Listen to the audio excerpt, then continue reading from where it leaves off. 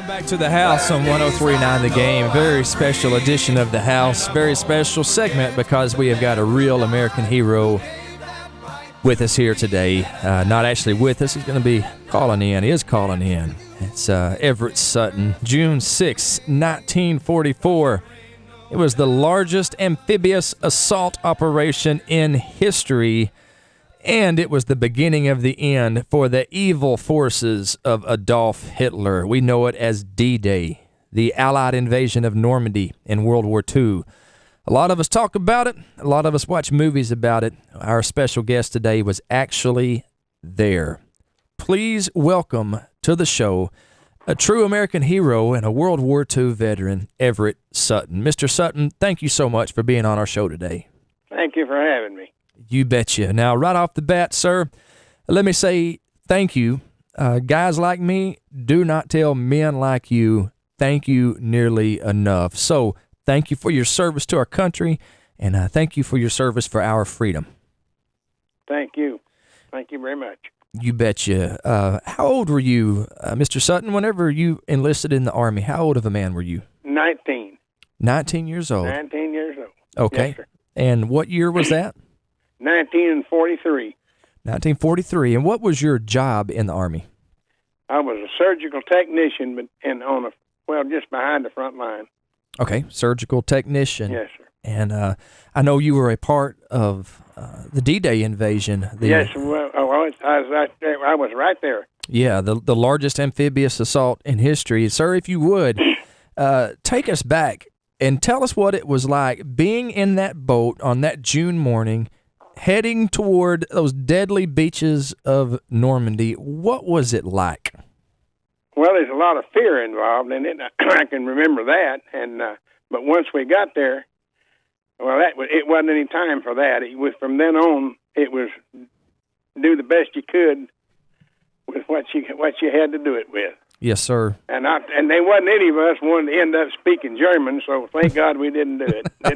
Didn't have to do that. Exactly. I promise you, I'm glad that I speak the English language. I know it's because of guys like you for sure. But so a lot of fear among the guys, but definitely a sense of duty as you got closer. That's right. That's absolutely right.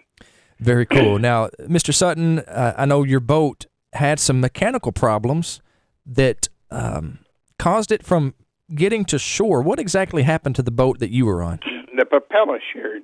That's what they told us. And we sat there 7 days and watched every bit of that. And thank God we didn't get bombed out of the water. I don't know why we didn't, but we never. Yes.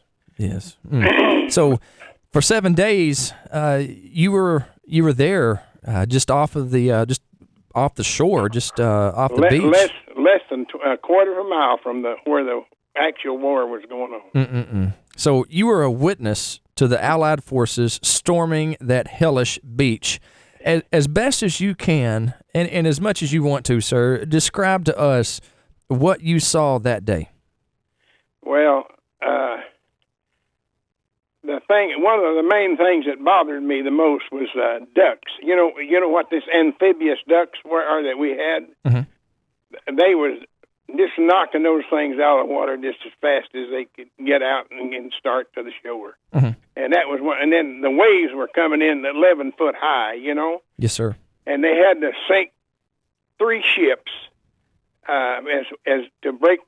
Well, the waves would hit them, but they'd go around behind, see, and there wouldn't be any waves there. So they had to sink those 3 ships before we ever made any headway on the landing. Mm-hmm. And that was another thing we watched. Mm-hmm. And then there's just several things. There's a lot of men never made it to the shore. Yes, thousands of them, I'd say. Yes, that day there was a lot of things that you didn't really want to see. That's sure. all. Sure. I know that you have, with your own eyes, you have seen things that are nightmarish, and that's a kind word for it.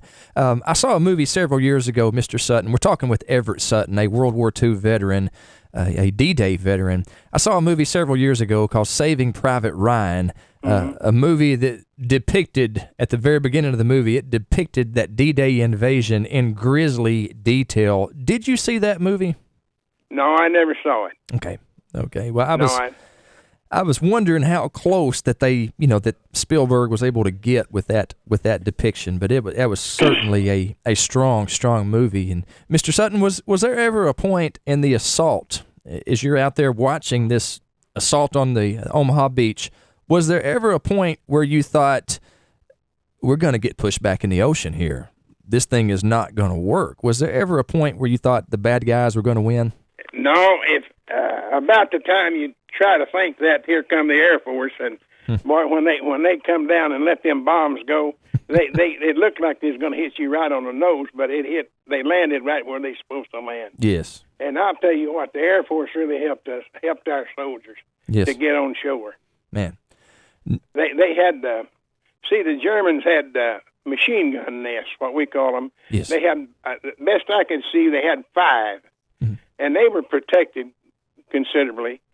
But when they wasn't protected from our bombs, right, and they knocked every one of them out. And when they did that, we started going ashore. Yes, sir. Thank God for the United States Air Force. Yes, sir. They did a great job, and also the paratroopers. The paratroopers landed behind the lines there, and that helped us too. But there's a lot of those boys got slaughtered too. Yes, no doubt about it. An awful lot, by the thousands, American soldiers giving their lives for our freedom. But I'll tell you, we had some brave characters. Yes. We had some brave characters. Yes. A lot braver than I was. Well, I know that because of the engine failure, because of the propeller failure, you were not actually in the first waves there, but you did make it ashore. And what did you do throughout the remainder of the war after the Normandy invasion?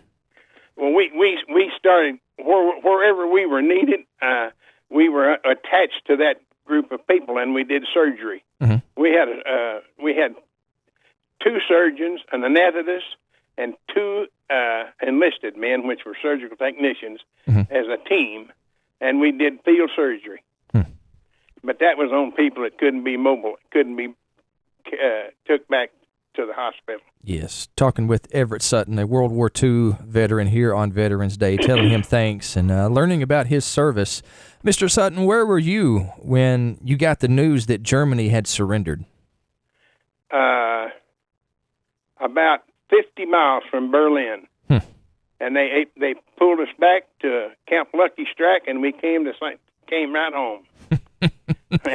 That was a happy day. I bet you. What was that celebration like whenever you first heard the news that the Germans had called it quits? Well, I'll tell you what, there's just nothing. I can't even describe how the American soldiers felt that day that I was around. Yes, sir. Yes, sir. Well, I can't describe how much we owe guys like you, Mr. Sutton, and I want to say thank you again for being on the show. And it's Veterans Day where we honor you. And just one more question.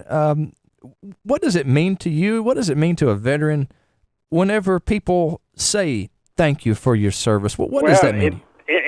I think it's really a kind expression, and I appreciate it very much. I really do. Yes, sir. Well, we appreciate you, Mr. Sutton, and we can't say enough how much you and the other folks who have fought for our country, what they mean to us. And man, and just a small token that we can give you here today, thank you so much for your service, and may God bless you, sir. Thank you very much. You betcha. Thank you, sir. That is bye-bye. Bye-bye. That's Everett Sutton. My goodness, it's not often you get to talk to a real live American hero, but we just did that.